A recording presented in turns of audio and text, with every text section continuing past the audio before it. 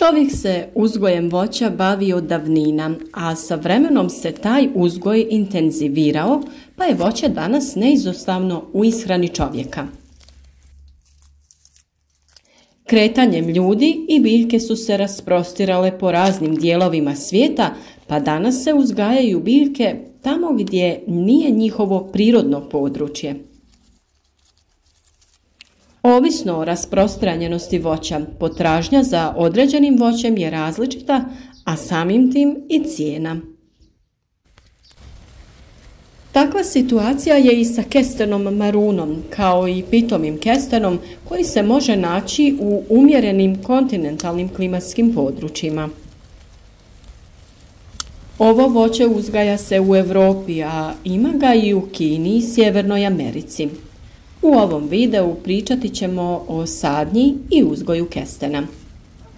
Pišite nam ima li u vašoj okolini ovih voćnih vrsta i koja su vaša iskustva u uzgoju kestena i drugog voća.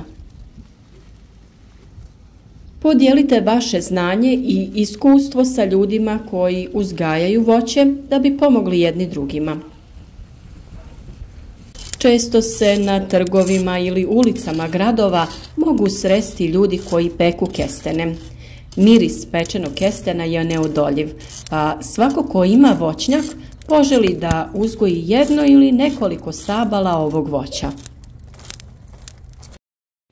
Područje gdje živimo bogato je pitomim kestenom, te se često mogu pronaći cijele šume ove biljke.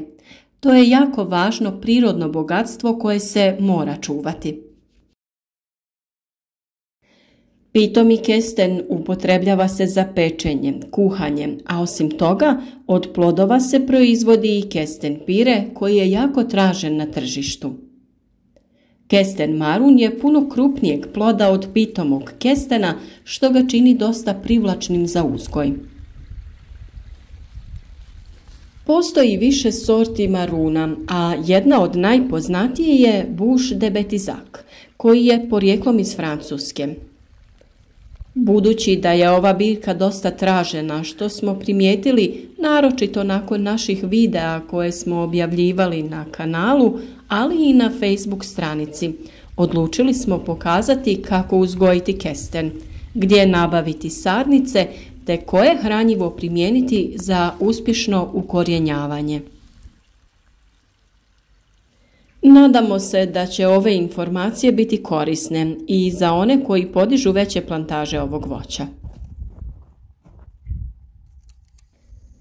Sadnja kestena vrši se u prethodno iskopane rupe koje trebaju biti što veće. Primijetili smo da pri sadnji voća treba kopati što dublje i šire rupe. Naravno, to ovisi o samom tlu, gdje ako je tlo rahlije i mekše, iskopane rupe mogu biti manje. Ako je rahli površinski sloj plitak, tada je poželjno da rupe budu dublje. Preporučuje se kopanje rupa dubine oko 60 ili 70 cm, nakon čega se tlo obogati hranjivom materijom te se zemlja vraća nazad.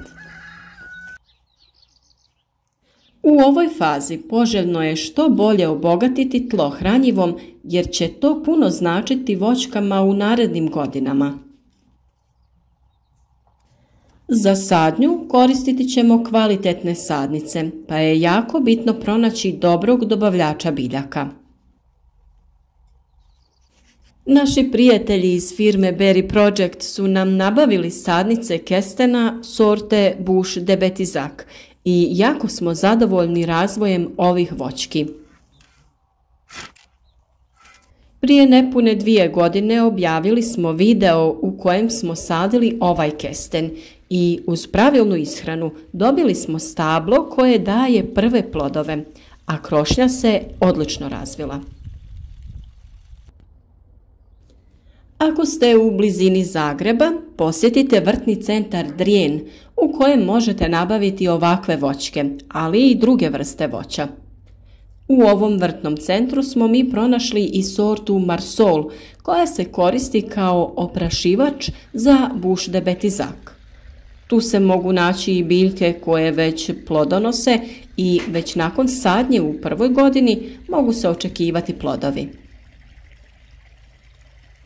Za nasade kestena maruna dovoljan je jedan oprašivač na 5 ili 6 sadnica. Ako u okolini imamo nasade pitomog kestena, oprašivači nisu ni potrebni. Sam kesten uspijeva na blago kiselim tlima, pa je potrebno pripremiti tlo za sadnju. Prije sadnje velikih plantaža bilo bi najbolje napraviti analizu tla da bi se ustanovila pH vrijednost te da bi se izvršila korekcija ukoliko je potrebno. Da bi zakiselili tlo oko korijenovog sistema dodajemo kiseli supstrat, a ako u blizini imate borovu šumu, možete pokupiti površinski sloj sa ostacima borovih iglica. Ovaj materijal povećava kiselost tla, što odgovara kestenu. Naravno, nećemo pretjerivati jer rijetko koja biljka uspijeva u jako kiselom tlu. Pored kiselog supstrata dodati ćemo i hranjivo koje će biljci pomoći u početnom razvoju. Mi za tu namjenu koristimo kombinaciju stajskog gnojiva kojeg su preradile kalifornijske gliste, te mineralno gnojivo NPK formulacije 7-20-30. Na ovaj način dali smo biljkama dovoljno hranjiva da u narednoj godini krene u intenzivan razvoj. I u tim narednim godinama povremeno ćemo dodavati gnojivo u zonu oko stabla. Nakon sadnje svaku biljku ćemo obilno zaliti sa vodom u koju ćemo dodati hranjivo koje inače uvijek koristimo pri sadnji biljaka. Radi se o hranjivu VP Fos proizvođača Zoberbach koje se pokazalo jako efikasno. Sadržaj fosfora koji je odmah dostupan biljci i huminskih kiselina omogućavaju brz razvoj korijenovog sistema. U narednim godinama ćemo okopavati prostor oko stabla i uklanjati korov, a redovito ćemo obogaćivati tlo hranjivom materijom.